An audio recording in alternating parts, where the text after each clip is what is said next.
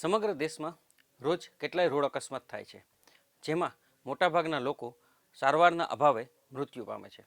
ત્યારે આ જ વાતની ચિંતા કરીને રોડ અને ટ્રાન્સપોર્ટ મિનિસ્ટર નીતિન ગડકરીએ 7 જાન્યુઆરીના રોજ કેશલેસ ટ્રીટમેન્ટ નામની યોજનાની જાહેરાત કરી છે. ત્યારે શું છે આ યોજના, ચાલો જાણીએ આ વિડીયોમાં. નમસ્કાર, મારું નામ છે મહેશ. સ્વાગત છે તમારું બેનિફિટ ન્યૂઝમાં.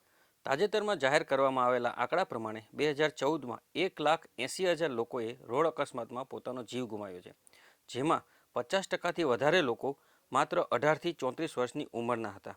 જો તેમને સમયસર સારવાર આપવામાં આવી હોત તો મોટાભાગના વ્યક્તિઓ જીવ બચાવી શક્યા હોત.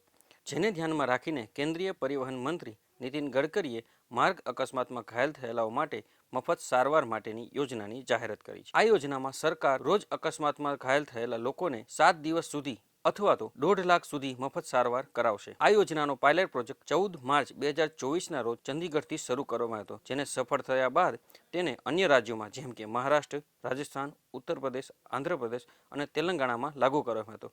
જે બાદ હવે તેને સમગ્ર દેશમાં લાગુ કરવાની નીતિન गडकरी द्वारा जाहिरात करवी चाहिए. बाद में जब एक्सीडेंट होता है तो हमने एक नई स्कीम शुरू की है, कैशलेस ट्रीटमेंट.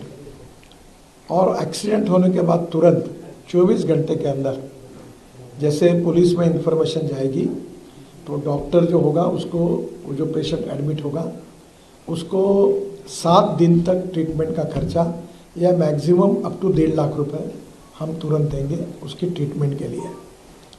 बाद में हीट एंड रन विक्टिम्स जो है उसमें भी मृत्यु होती है तो हम 2 लाख रुपए देंगे. આ યોજનાનો લાભ લેવા માટે આ પ્રકારેની પ્રોસેસર ફોલો કરવાની રહેશે. નંબર 1, અકસ્માત બાદ ઘાયલ થયેલાને નજીકની લિસ્ટેડ હોસ્પિટલમાં ભરતી કરવાનું રહેશે.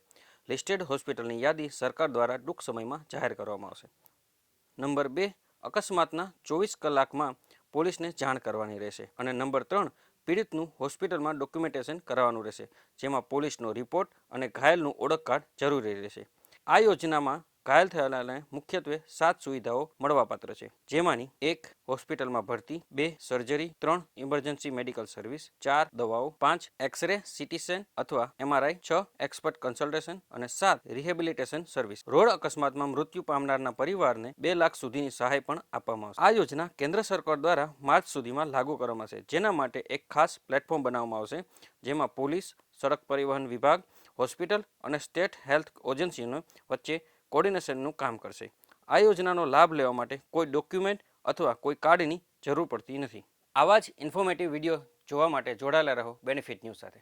નમસ્કાર.